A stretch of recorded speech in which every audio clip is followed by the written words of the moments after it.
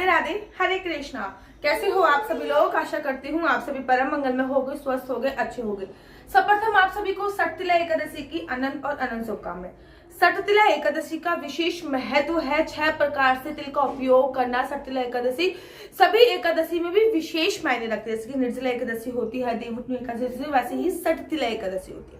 एकादशी का व्रत आप लोगों का अच्छा खासा गया होगा, लेकिन अगर आपने सही समय पे पारायण नहीं किया या फिर आपने सही विधि से पारायण नहीं किया तो आपको एकादशी के व्रत का संपूर्ण फल नहीं मिलता। आज इस वीडियो में मैं आप लोगों को बताऊंगी कि सटतिला एकादशी पे आपको कैसे व्रत का पारायण करना है, एग्जैक्ट समय क्या है, क्योंकि पारायण का एक सही समय होता है। अगर आपने सही समय पे व्रत का पारायण नहीं किया तो आपको व्रत का संपूर्ण फल प्राप्त नहीं होता।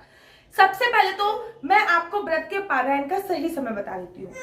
सटतिला एकादशी के व्रत का जो पारायण का समय है वो है सुबह 7:03 से प्रारंभ होगा और 9:50 पे विश्राम हो जाएगा। अर्थात 7:03 पे प्रारंभ होगा, 9:50 पे विश्राम हो जाएगा। मोटा मोटा अगर देखा जाए तो 7 बजे से पारायण का समय स्टार्ट है और 10 बजे के लगभग पारायण का समय विश्राम होता है। जब हरिवासन समय निकल जाता है उसके बाद ही हमें द्वादशी तिथि पे व्रत का पारायण करना चाहिए। द्वादशी तिथि पे व्रत के पारायण का विशेष महत्व होता है। सटतिला एकादशी है तो इस बात का भी ध्यान रखना है कि आपको तिल के साथ ही पारायण करना है। अब मैं आपको पारायण की एक विशेष विधि बता देती हूँ। वैसे तो मैंने ऑलरेडी वीडियो अपने YouTube चैनल पर डाली हुई है कि आप 7 चने के दाने ले सकते हो, जिससे 7 चने के दाने को रख के भगवान श्री हरि विष्णु को याद करके अपने पीछे वो 7 चने के दाने डालने होते हैं, चाहे वो कूड़े में चले जाए चाहे पैरों में चले जाए। कहते हैं इससे आपके 7 जन्मों के पाप क्षीण होते हैं और साथ ही के साथ उससे ये भी होता है, उन दानों को ना तोड़ना भी होता है। ऑलरेडी वीडियो मेरे YouTube चैनल पे है, ये भी एक प्रोसीजर है, लेकिन सिंपल सा प्रोसीजर जो मैं आप लोगों को बता रही हूँ वो ये। ऑलरेडी वीडियो मेरे YouTube चैनल पे है कि आपको 7 दाने लेने हैं चने के, उसको बीच में से तोड़ लेना है। उसके बाद वो 7 को अपने हाथ में रखना है, श्री हरि विष्णु को याद करना है, उनमें हल्का सा जल छिड़कना है, उसके बाद अपने पीछे डाल लेना। कहते हैं हमारे मायके की 7 पीढ़ियां और हमारे ससुराल की 7 पीढ़ियां तर जाती हैं अगर इस प्रकार से पारायण करते हैं, और हमारे 7 जन्मों के जो पाप होते हैं वो भी क्षीण हो जाते हैं। साथ ही के साथ पारायण का जो एक सिंपल सा तरीका है जो हर कोई करता है वो ये होता है कि पारायण वाले दिन आपको, जब पारायण का समय होता है तो आपको एक खिचड़ी बनानी होती है। अगर आपने निर्जला व्रत रखा है फिर तो आपको जल पी के पारायण करना होता है। जैसे कि अगर आपने सटतिला एकादशी का निर्जला व्रत रखा है तो जल में आप तिल मिलाइए और वो श्री हरि विष्णु को समर्पित कीजिए और आप उस जल को पी के व्रत का पारायण कीजिए। अगर आपने निर्जला व्रत नहीं रखा तो तिल से संबंधित कुछ भी चीज खा के आप व्रत का पारायण कर सकते हैं।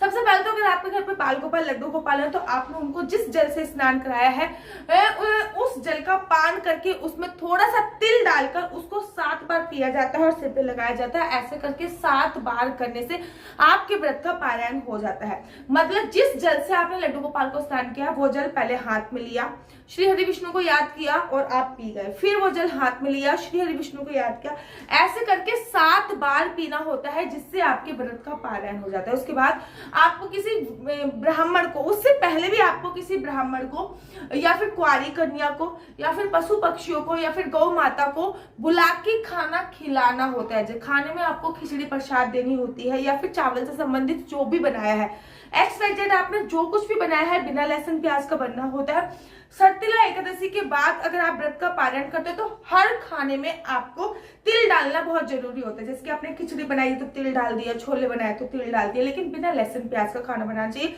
फिर किसी ब्राह्मण को खिलाना चाहिए या फिर मंदिर में दान दे के आ जाना चाहिए। अगर कोई ब्राह्मण नहीं मिल रहा है या फिर मंदिर में दान नहीं दे सकते हैं तो फिर किसी गरीब को भी दे सकते हैं, गौ माता को भी दे सकते हैं, पशु पक्षियों को भी दे सकते हैं, या फिर ये सब भी नहीं है तो जितने अमाउंट का खाना आता है 51 रुपए 101 रुपए निकाल के अलग से रख लेने होते हैं। उसके बाद अगर निर्जला व्रत रखा है तो भगवान श्री हरि विष्णु के चरणों का चरणामृत पी के व्रत का पालन किया जाता है। अगर सब कुछ खा पी के व्रत रखा है तो जो भोग आपने भगवान को समर्पित किया है, फॉर एग्जाम्पल आपने खिचड़ी बनाई, खिचड़ी का भोग आपने भगवान को समर्पित किया, क्योंकि खिचड़ी से ही पारायण किया जाता है, अर्थात चावल खाना बहुत जरूरी होता है। लेकिन सटतिला एकादशी है तो तिल खाना भी बहुत जरूरी होगा, तो खिचड़ी में आप थोड़े से तिल जरूर डाल लीजिएगा, फिर वो श्री हरि विष्णु को समर्पित कीजिएगा। लड्डू गोपाल को, अगर लड्डू गोपाल घर पे, अगर लड्डू गोपाल घर पे नहीं है तो आप भगवान विष्णु की कोई भी प्रतिमा हो उनको, उनको वो खिचड़ी का भोग समर्पित कर सकते हो। उसके बाद वो खिचड़ी का भोग खाकर आपको व्रत का पारायण करना है। इस बात का ध्यान रखना है कि खिचड़ी का भोग खाने के बाद आपको शाम को भोजन करना होता है। खिचड़ी का भोग जो आप खा रहे हो वो भोजन में नहीं आता है। दीदी हमको खिचड़ी का भोग खा लिया फिर हम पारायण नहीं कर सकते, ऐसा नहीं होता है। खिचड़ी का भोग आपने खा लिया, उसके बाद शाम को भोजन करना होता है। इस बात का ध्यान रखना होता है कि शाम को भी अगर आप भोजन कर रहे हो तो बिना लहसुन प्याज का भोजन ही होना चाहिए। इस बात का ध्यान रखिए। अगर आपने निर्जला व्रत रखा है तो भगवान श्री हरि विष्णु के चरणों का जल पी के, अगर लड्डू गोपाल नहीं है तो उनको उनके सामने एक किसी भी भगवान के समक्ष जो विष्णु भगवान की प्रतिमा हो उनके सामने आप एक जल रख दीजिए। उसके बाद उसमें तिल डाल के फिर आप उसका पान कीजिए 7 बार। अगर आपने खा पी के व्रत रखा है तब भी आप जल पी के व्रत विश्राम करेंगे, और अगर आपने निर्जला रखा है तब भी जल पी के व्रत का विश्राम करेंगे।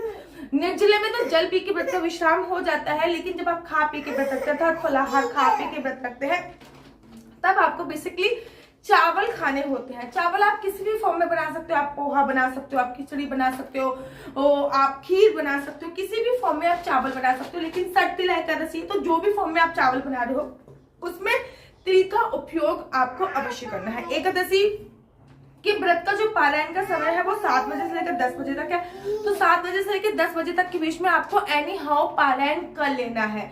इस बात का ध्यान रखिए कि पारायण के बाद ही चाय पी जाती है, पारायण से पहले किसी भी प्रकार की कोई चाय पीने का प्रावधान नहीं है। आशा करती हूँ आपको मेरी वीडियो अच्छी लगती होगी। अगर आपको मेरी वीडियो अच्छी लगती है तो आप अपना यूट्यूब चैनल हरि बोल को लाइक शेयर सब्सक्राइब करना बिल्कुल भी मत भूलिए। तब तक के लिए मुझे दीजिए इजाजत। राधे राधे, हरे कृष्णा, हरे।